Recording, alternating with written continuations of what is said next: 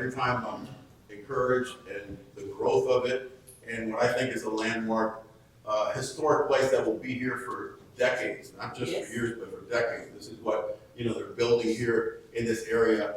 And I want to thank, obviously, the museum, but also Melvin for the job that we're here. Yes. Moving around. Moving around here everywhere. Because really, when you think about combining not only our love of baseball, but our love of our veterans, that is really something huge in the job that he's doing.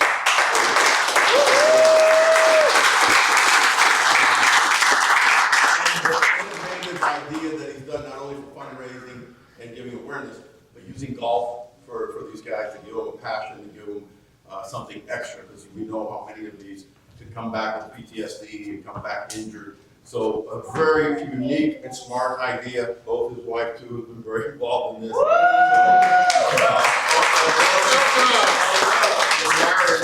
That is the Baseball Museum and Stairway to Heroes.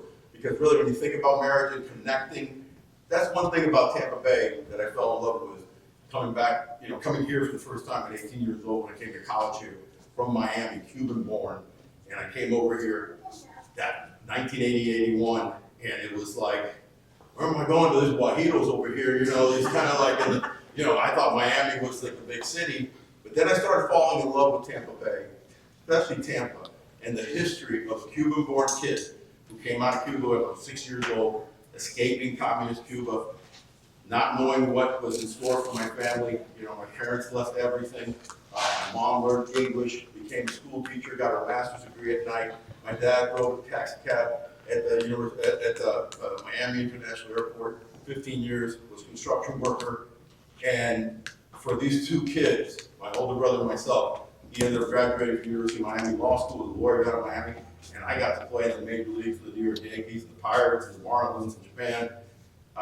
It was a true American story, a true success story. We all, I think, come from different demographics and different immigrant stories, especially here in Tampa, because it has such a rich, tradition of back to the early 1900s of bringing different cultures into this area and marrying them together.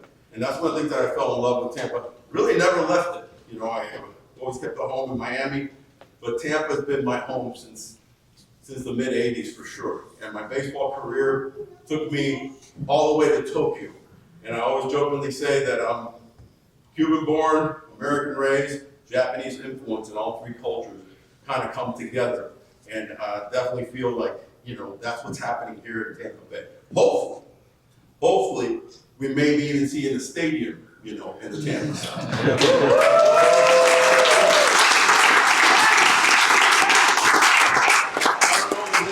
Representative right now from current ownership, but hopefully new ownership that will be, a little more engaging, not between the lines. Between the lines, they've done an incredible job. I've been a part of that organization really since the inception. Because when I left baseball back in '97, and I didn't know what I was going to do, moved back over here. Vince only hired me to be basically a community force, both in the Hispanic community, Black community, white community, just promote the Tampa Bay Devil Rays. So I started with them in '98, did that for about 4 or 5 years, then I got into broadcasting and moved away, but then came back. So I've been involved off and on with the organization. But one of the things that is lacking in my, kind of simple esteem is that they haven't been as community involved as they could have been over the last few years.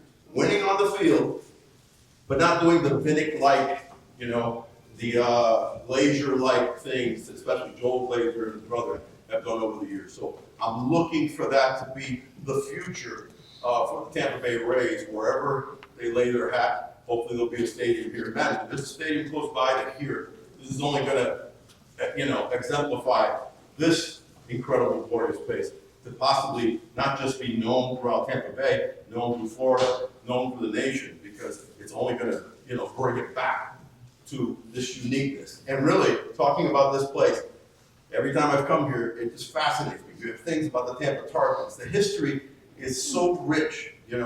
I'm Cuban, so they had the sugar cane, teams, the Negro leagues, AAA teams that would come from Cuba to play here. So the history is incredible. Now, as far as more recent, you know, the Dave Magadans, the Gary Sheffields, the Tony La Russas, the Wade Boggs, the Lou Piniella, my first manager in the major leagues for the Yankees, is even, you know, as rich as they can come. So I think it definitely, you know, welcomes the necessity to come out here and support this type of endeavor and what it brings. Again, being such a place that is inviting and also does so many great community things. My passions right now in life are really about not only community, but also education. I'm really big. I had a couple of kids around here, one little one, Ben, that was here, and I tell them, you know, play hard, play some sport, but study harder, because education is so massive. We need it for our young, you know, future leaders.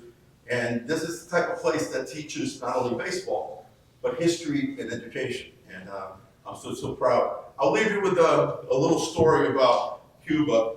And I only really got saying this story because my new Cuban friends and my Panamanian friends over here. I'll tell you a little story and a joke.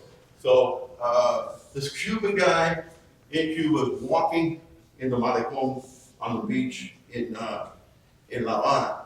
And he's walking, and the guy has a fake nose, a fake ear, a fake leg, fake arm, fake eye, and he's drunk, right? And he's just like, he's tired. He's like, man, I'm tired of all this, man, having all this fakeness. So he looks out into the ocean, and he takes his fake arm and he throws it into the ocean, and he takes off his fake leg and he throws it into the ocean, takes off one of the fake ears and throws it into the ocean, takes off his eye, throws this other drunk guy, more drunk than him, is walking on the beach, and he's looking and goes, ha ha ha, I see you. You're trying to get to Miami one piece at a time.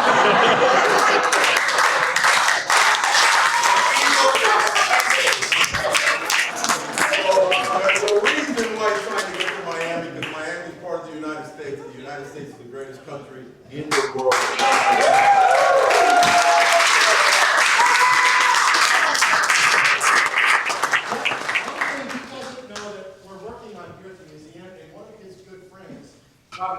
Yeah. To be the first.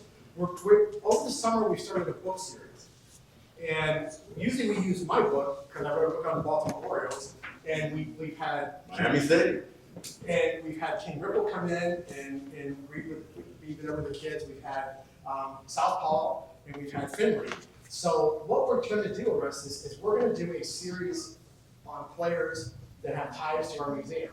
So I'm going to ask you in front of everybody. okay. Pressure.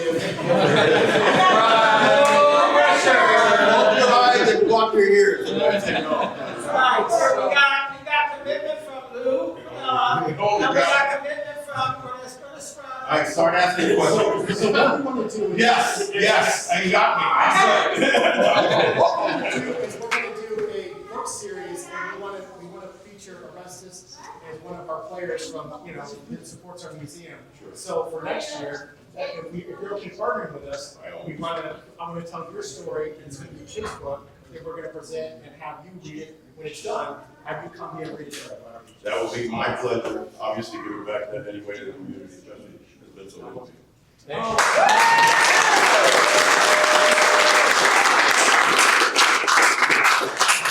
This guy got stuck in here and he was like, I can't move.